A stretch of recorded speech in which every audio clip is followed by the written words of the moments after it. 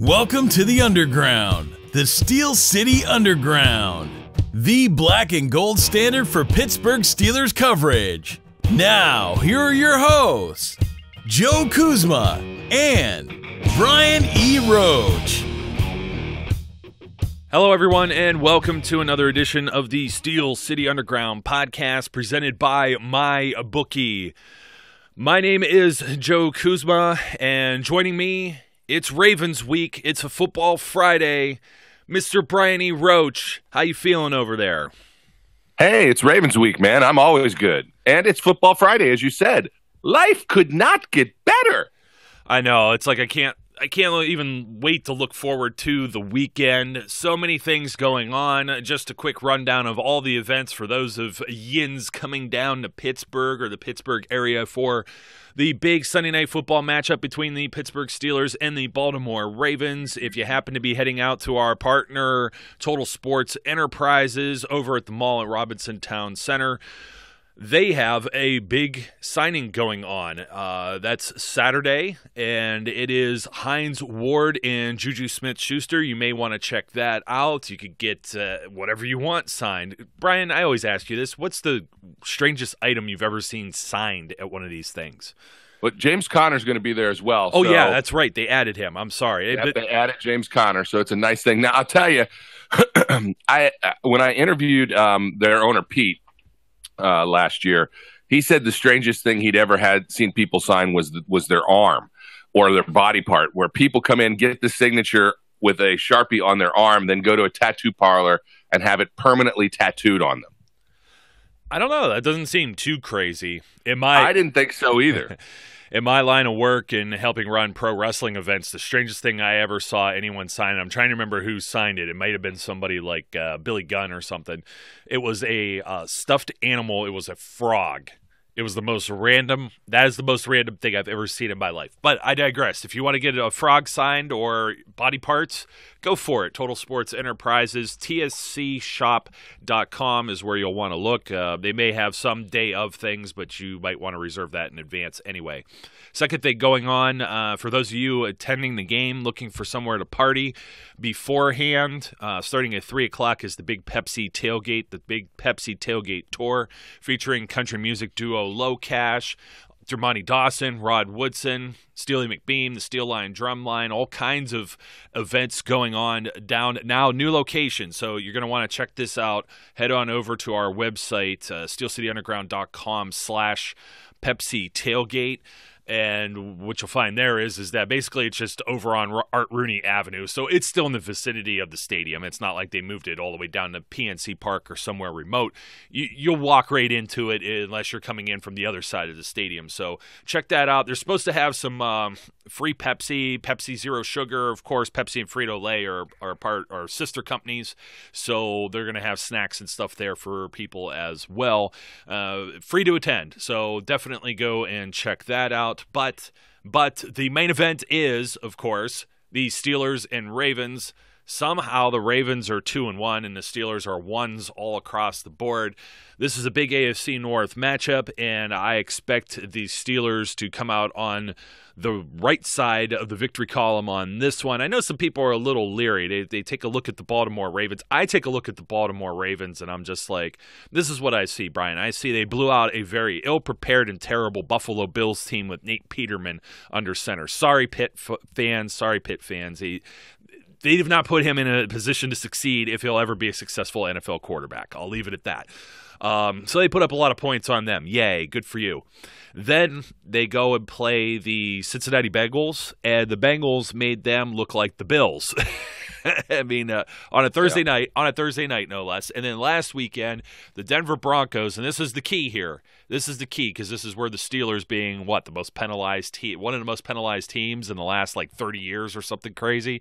The Denver Broncos beat themselves. Lots of self-defeating penalties, killing drives. I mean, the plays were there, long passes to Demaryius Thomas and things of that nature that definitely can be replicated. Hey, if it's Case Keenum and Demaryius Thomas doing this, I could definitely see Ben Roethlisberger, Juju Smith-Schuster, and/or Antonio Brown doing this as well. Throw James Washington in there, why don't we? So Justin Hunter even did it, So, I mean, in the preseason. So He'll be inactive, but that's aside from the point.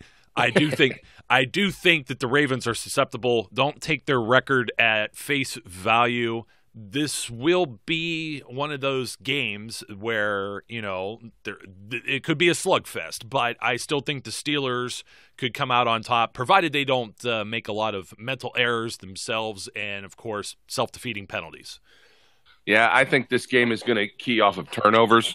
As long as the Steelers are secure with the ball, I don't think they have to get a bunch of turnovers. They just can't give up a bunch of turnovers. These games traditionally are always close, even if they're high scoring. I don't expect this to be a low scoring defensive battle. Look, both of the teams' defenses are giving up, decent amounts of yards. The Ravens have given up 311 yards rushing. So, the Steelers have given 367 yards up. The Ravens are giving up about 550 yards passing or receiving to each team. Say that again. Say that one again. I'm going to say it again.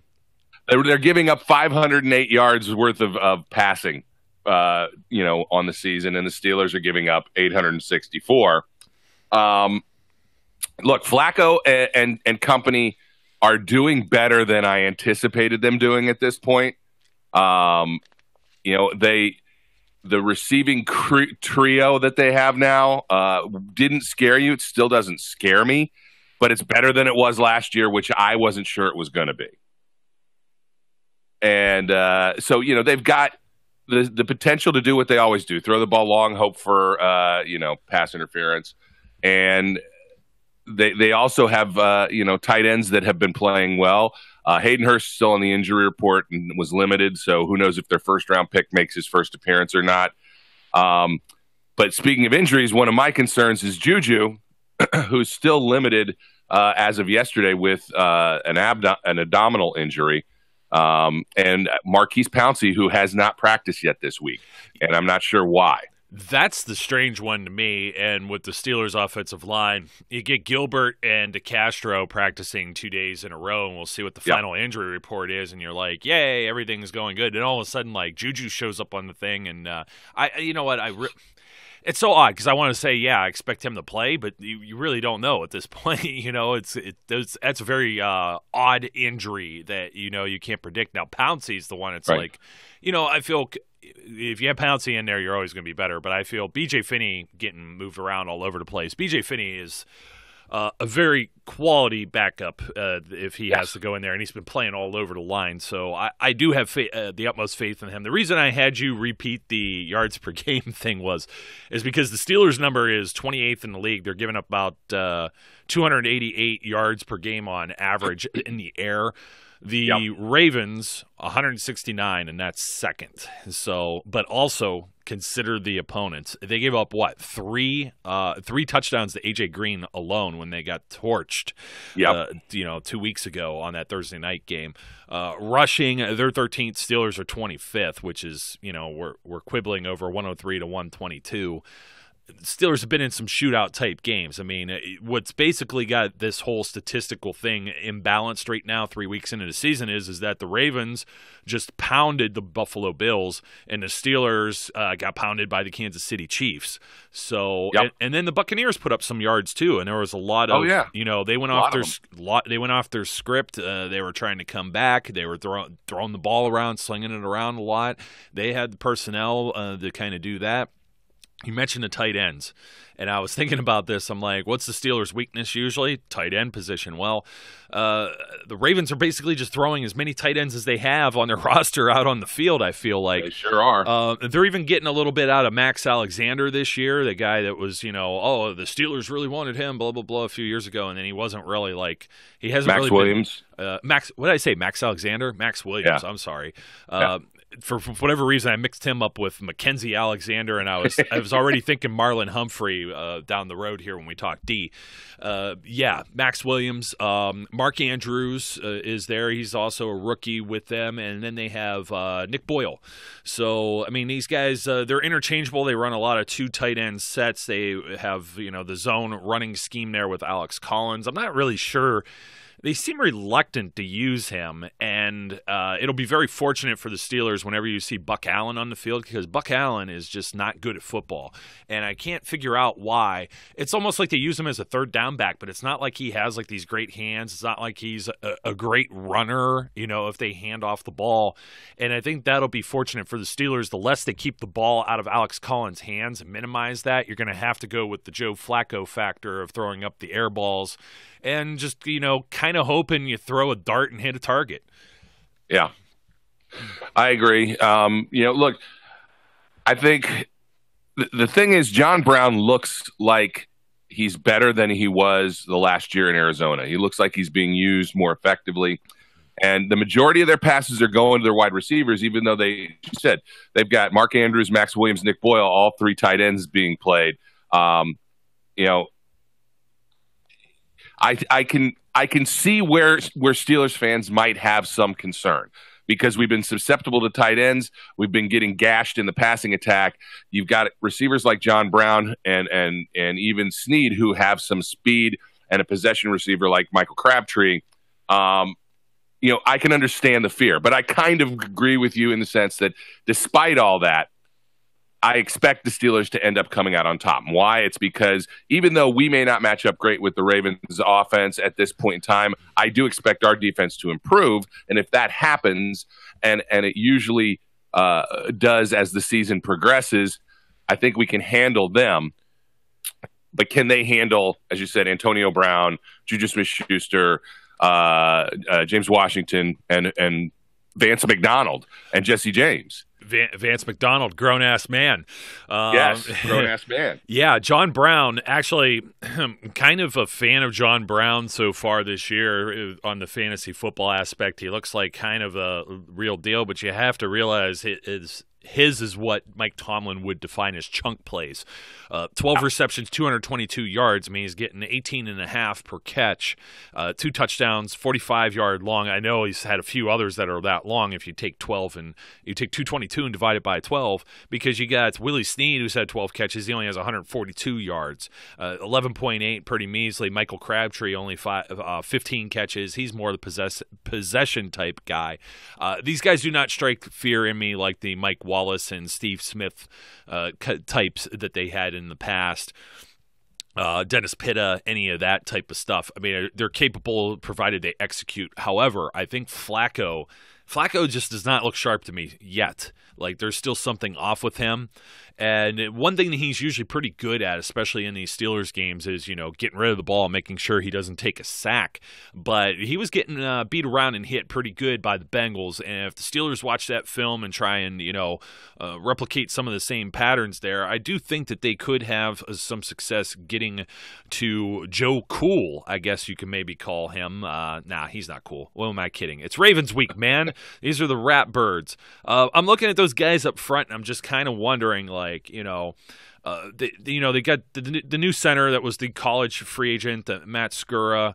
Marshall Yanda's back. He's still one of the best in the game. But, I mean, just like the Steelers, they got some undrafted guys up front, a right tackle and James Hurst. I mean, they drafted Orlando Brown. That's kind of kicking itself around. You'll see whoever plays on Sunday, Alex Lewis. And then, of course, first-round pick a few years ago, Ronnie Stanley's been, I think, a work in progress. I've seen good and I've seen bad from him. I'm not going to say he's a shutdown, knockout, drag-out guy. He's not a, where would I put Ronnie Stanley? I don't know. He's not quite Marcus Gilbert, but he might be a little bit better than Alejandro Villanueva if you want to compare him to our guys. But Marshall Yanda is their David DeCastro, so they have somebody that's a little competent there. So this, the front guys there, the offensive line for the Baltimore Ravens, again, you look at the challenges that they've had. I'm going to pull up, I forget what Denver did, but Denver was getting to Flacco too. It was just their offense. They were defeating themselves with penalties, and and holding penalties on the defensive side and things of that nature, to where, obviously the Steelers, get your head out of your rear end and make sure that those type of things don't happen in this game. Hopefully Mike Tomlin's got it together. But this seems like the same script every beginning of every year, Brian. We talk about certain guys being out of sync. Now it's Antonio Brown. You talk about the defense giving up yards or passing yards, or surprisingly not as many missed tackles, I don't think, like the last 2 games even. Okay, the Kansas City game, there was like a real bad one. I think it was Edmonds on Kareem Hunt or something like that. And you're still going to have that with pro football. I was watching that game with the Rams and the Vikings, and I was saying to myself, I'm like, weren't these 2 teams supposed to be like great defenses? And you see some of the same mistakes and errors and wide open down the field. Oh my goodness, this secondary sucks.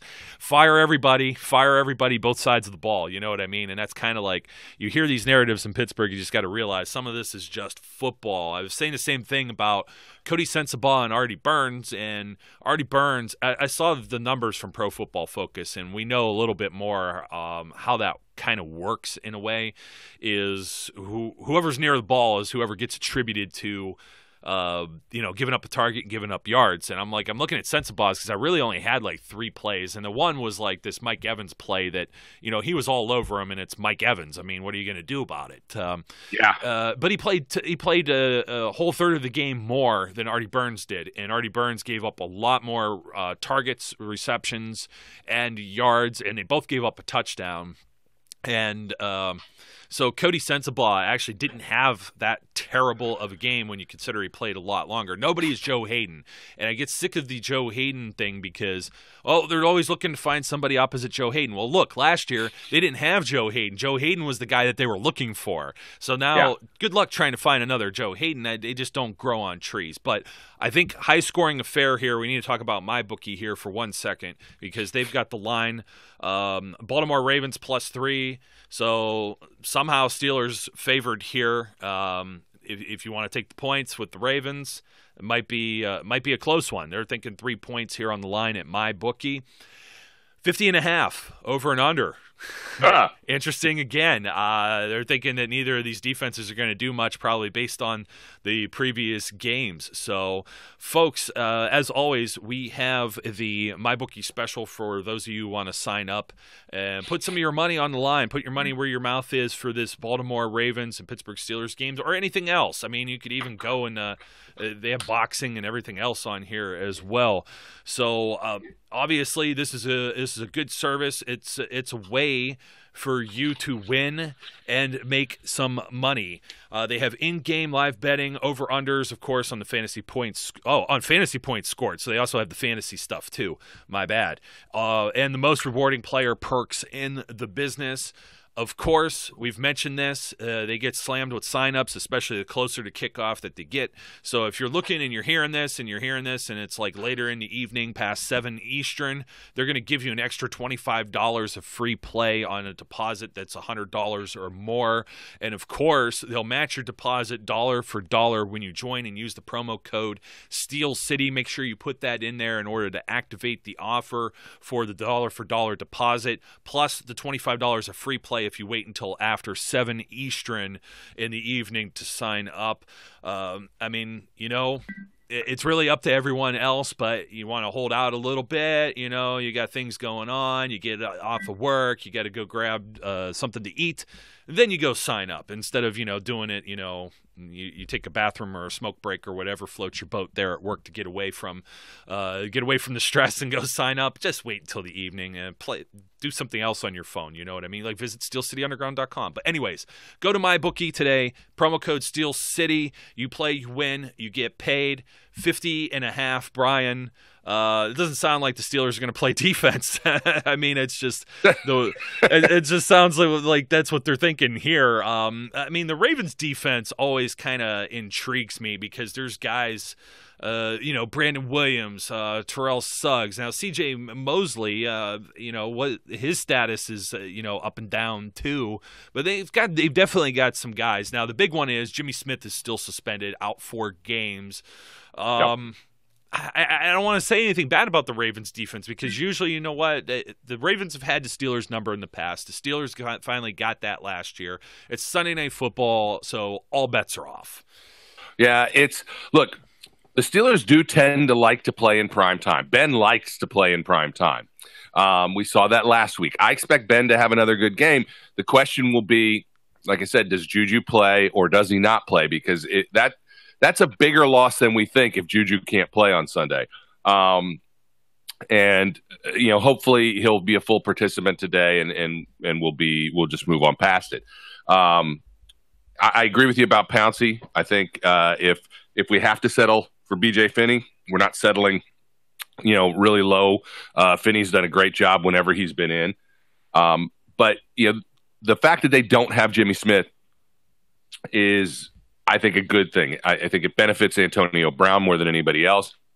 It's going to be more difficult for them to overcover anybody because it's not like they have that one guy who can shut down somebody else. Suggs is Suggs, Suggs and Ben. Yeah. They got a history there. I'm sure they're going to try and pressure. Look, the Steelers are, I think, second in the league with sacks at 11. The Ravens are not getting to the quarterback quite as much, but I think I can't count. But they have 9, so they're not far behind. I can't count what number they are because they're tied with a bunch of other people and whatnot. But they could get to Ben. We could get to Flacco. Again, I think it's not going to be a low scoring game. It could be a game much like last night's game. Between the Rams and the Vikings. Why can't I never think of that? You keep thinking of never remember the Vikings. Well, I keep thinking of a division matchup, and it wasn't a division matchup. They tried to sell the old Super Bowl, rivalries and stuff like that. It's bizarre. So, it could be much like that. It could be a shootout. It could be a high-scoring affair. We could be looking at Ben throwing for 400-plus yards again. You just don't know for sure with these two teams because they do elevate their level of play whenever they get into AFC North football. It's not just against the Ravens, but there is a special flavor to a Ravens-Steelers game. There has been for quite a while. Even if it's not the same kind of defensive struggle, it's still a hard-fought battle. And because of that, the thing that makes me nervous, that didn't make me nervous in like last year or even the year before, is you've got Justin Tucker on the other side kicking the ball. And while I would say, but we got Chris Boswell and he's money, he hasn't been money so far this year. And that makes me a little bit nervous. You know what? I'm still giving Boz a pass. I don't think Tomlin likes to make excuses.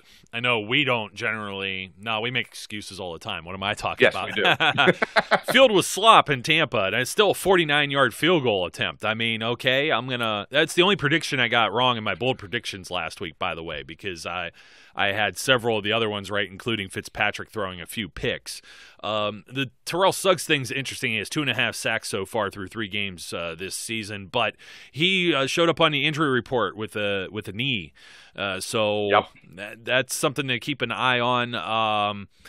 Another one, let me see. Well, they already have Willie Henry and Anthony Everett out, and they pretty much are already reporting that all of their inactives are set because of some of the injuries they already have, which means they may have to make a roster move for somebody that's not there, move somebody from the practice squad and move somebody off the active roster. So they have some moving parts. They're a little banged up. Some of the guys that were back was Brandon Carr was also nursing a knee, and then Ronnie Stanley with the foot. And those guys returned to practice. I imagine they'll be practicing today as well. That's something else to keep an eye on with the Baltimore Ravens. So it's tough for me to say anything further about this game, to be completely honest, because, when you bang all this out, their secondary is formidable, probably one of the better secondaries that they'll match up with all year. The following week, the Atlanta Falcons looked a little promising there too, but they're losing guys left and right Decimated. on that team. Yeah, decimated. Man, just I feel for him. I really do. That early in the season too. So, but there was another. Tavon Young's back. There's a young guy that I really liked that they lost for the season last year, and he's a nickel corner type, like a Mike Hilton type. Mike Hilton is a guy that showed up on our injury report on the defensive side of the ball with a hyperextended elbow, saying he wants to play, but it depends on if he could straighten his arm out. So you already got the drama going with the Cody Sensabaugh and the Artie Burns, who's going to play on that side, or are we going to rotate, whatever. And it was really interesting with the Steelers defense last week is they did a lot of rotating. I'm talking about now TJ Watt, I think, had about 90% of the game. The guys that didn't rotate, Joe Hayden played an entire game. Sean Davis played all but one snap. Terrell Edmonds an entire game, and I'm trying to think, Vince Williams played the entire game. Those guys never rotated. Everybody else rotating. Defensive line, Tyson Alou back in the lineup. They rotated them. They rotated with Cam and Tuitt. They rotated the outside linebackers some. Chicolo got in there. I think he had about 30% of the snaps, so it wasn't like this, incredible timeshare, but you saw what happened when there was a fresh body. He ended up with the sack as well. Bostic impressed me last week. He was coming in and off the field depending on the defensive backs. I think Morgan Burnett, once again, did Burnett return to practice? Now I'm trying to think. Limited. Yeah, limited. The guy, this was the reason the Green Bay Packers let him go, is because if you keep him on the field and healthy, he's great. That being the problem, on the field and healthy. Yeah. So you're looking at, if Mike Hilton can't go, you don't have Burnett. You're looking at Nat Burhey, the missile, got in there. He actually lined up in press man coverage on Monday night, which I was very impressed with that. And also you've got Cameron Sutton, who's going to have to assume Mike Hilton's role, and I'm not quite certain that you have the same dynamic type of play, or if you could send him off the edge the same way with some of the blitzes. So some of these things are going to have to change up in their defensive game plan in order to match up with the Ravens. However, I still feel that they match up pretty well. They're just going to have to watch because, like I said, the Ravens are they're notorious for this multiple 2 and 3 tight ends. That's what they do. Yeah, and they've got them. I mean, they've got this large number of tight ends. They use all of them. It almost doesn't feel like there's a depth chart there. It's just 1A, 1B, and 1C. Because they're all getting on the field, they're all getting catches, they're all getting targets, and they're all being productive.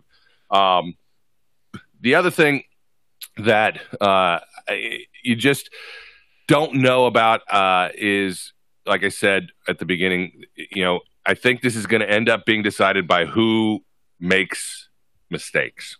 Correct. So, well, isn't it usually, unless it's the Cleveland Browns game? Yeah. Yeah. Well, exactly. It'll be interesting to me after Ben's commentary about how he kind of sold the one at roughing the passer play, and the fact that they had that Thursday night conference call about this a horrendous rule, which I don't want to rant about again, but it'll be interesting to see how much leeway they give the guys. I didn't watch enough of last night's game to see if there was any difference or if there was even a reason to think there was any difference in the way the refs are calling it.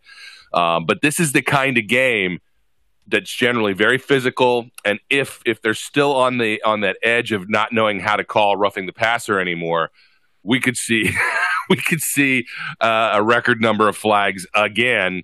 They talked about there were 4 of them last week against Tampa, and they talked about how that was a record. Well, who knows?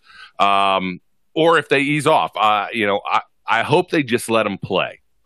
But we'll have to wait and see how that impacts things. But the fewer penalties that they get, the team that makes the least turnovers usually wins, and I think that's going to be the case with this. The Steelers certainly should, in my mind, win this game. I won't say handily because, again, it's AFC North football and they always play tough against each other. But I feel like they should win the game, maybe by 3 or 6 points. Yeah, Steelers have a streak. They've won the last 3. Referee for this game, this name may sound familiar, Tony Corrente. That is the Jesse Caught It referee. So you got him in. You got him in prime time. Yeah, I know. It's like the hits keep on rolling, man. I hate being a broken record, but you could say any name, and unless I never heard it, I still will think they stink. Craig Rolstad. That's the he guy. stinks too. That's the Monday night guy. He's got the Chiefs in the Broncos. Actually, you know what? Craig Rolstad's not too bad. He's another guy that's almost kind of, he's younger and he's a little more jacked, kind of like Ed Hockley, who you got to miss Ed Hockley now, but he's got a kid in the league. So, you know what? No, I'm really not. By the way, I'm not going to miss any ref. Ed Hockley, any of them, I don't miss them. Go away. Leave me alone. I got one more fun fact before we let our listeners go in this game.